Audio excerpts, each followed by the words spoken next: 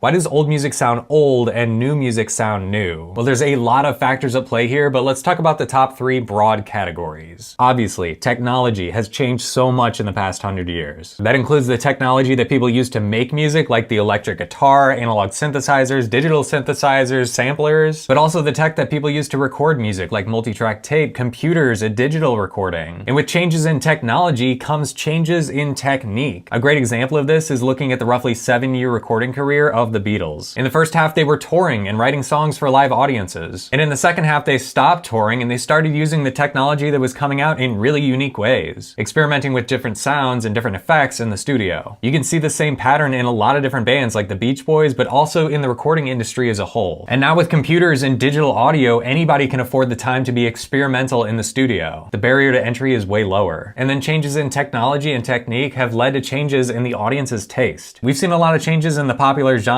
in composition and song structure. Older music tended to be more focused on melody, while newer music tends to be more focused on rhythm. Rock and roll being a great example of this. It's very rhythmic focused. And even more so, disco, R&B, hip hop, electronic music. This is a general trend anyway. And then mixing and mastering tend to reflect this with more V-shaped EQ profiles. That means you get a little bit more bass, a little bit more highs, and less of this warm lower mid region. This is a little bit more of an exciting tuning, and it gives you a little bit more character and impact to those rhythms. This also isn't to say that one way of doing things is better or worse than the other. And it's really interesting to look back on these things and see where we came from. Let me know your thoughts and maybe any points that I missed in the comments down below.